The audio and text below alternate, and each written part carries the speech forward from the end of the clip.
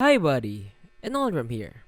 Before we dig into the topic of the video, I do hope you are doing well, and I hope you got access to Outlast Trials closed beta last October 28th to November 1st. And if yes, I hope you've enjoyed the time playing Outlast Trials on solo or on multiplayer. Also, please feel free to let me know in the comments how Trials treated you. If you didn't get access, you could always check out the gameplay on the videos I've uploaded regarding Outlast Trials and see if you would like the gameplay or not. And without much further ado, let's get into the topic of today's Outlast lore video, the 3 Blind Dreamers. The 3 Blind Dreamers is the last document you'll get on Outlast Whistleblower, on a dark room on the last corridor, before you eventually meet Jeremy Blair for the last time, where he will eventually lose weight afterwards. The content of the document goes like this.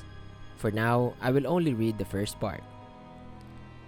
Transfer authorization for patients 14306-8, 14279-1, 14868-1 from Murkoff Psychiatric Systems, Mount Massive, to Murkoff ARD Zeichner Facility.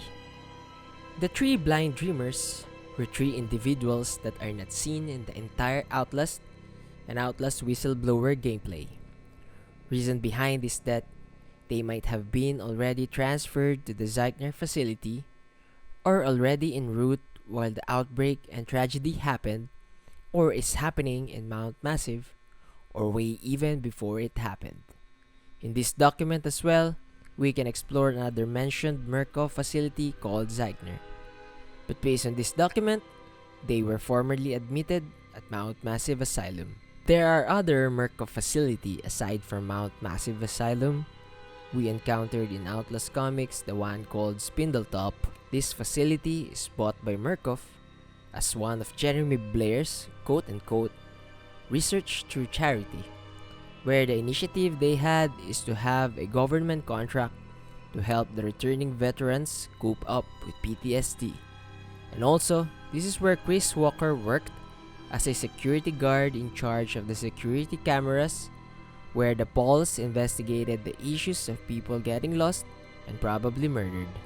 Also, in issue number 6 of Outlast Comics, Paul and Glick mentioned 2 more quote-unquote black facility, namely Psych and Eldritch, where he is asking an agent where is the nearest facility where it has a morphogenic engine, where they are planning to put Blake to dig in his head, and instructed that don't be gentle. Probably it is going to be the Eldritch facility.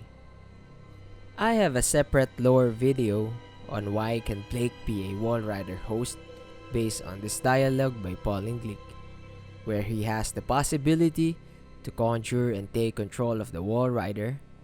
The video will pop up on the right side of the screen, or you can search it through my Outlast lore playlist. Further, let's not forget the Murkoff facility in Temple Gate, wherein it emits energy wave to blindly influence the people and follow the lead of Papanot, and not as their leader, treats it as a god, where he combined it with the teachings of the Bible and his own belief that he is being led by the voice of the god he follows. But in real sense, Murkoff just plays with their head for their experiment and mind control activities. Now we can find out that Murkoff has multiple facilities scattered across, and no one really knows how far the reach Murkoff has, but one thing we are quite sure, that it is vast.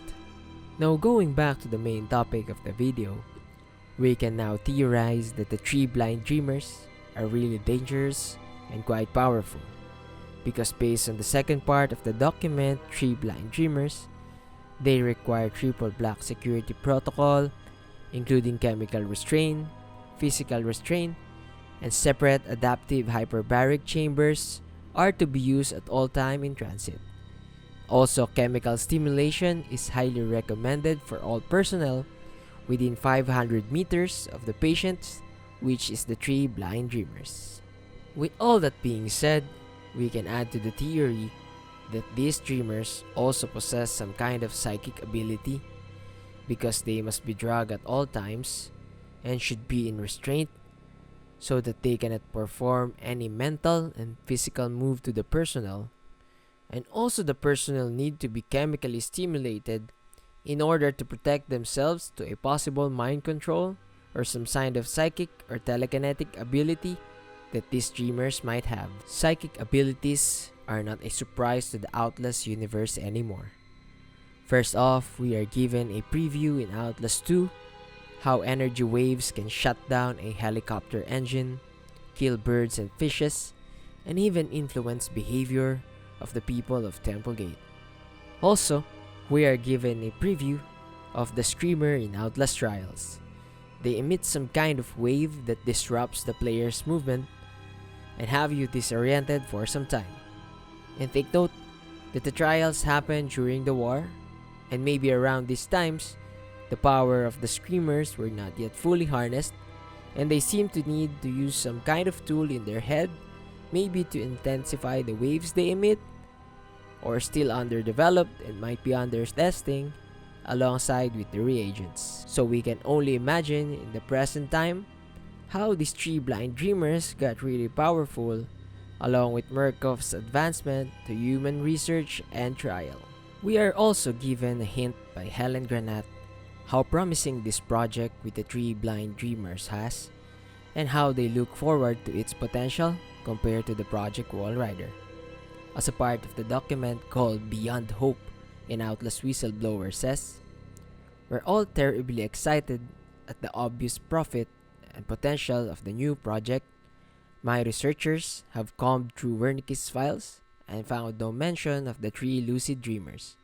I think we can safely assume Wernicke was sufficiently distracted by the partial success of the patient Billy Hope, along with his own infirmity, to be ignorant of the real discovery at hand. Even minimal exploitation of these resources is hard to overestimate.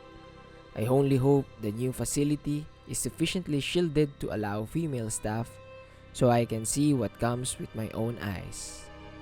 The three blind dreamers and its capabilities are really something to look forward to. And who knows if these three dreamers might appear in the next Outlast, which would be probably Outlast 3. Are we being given a hint already that psychic abilities could happen in the next Outlast? Or are we given a preview on what could happen to Blake Langerman?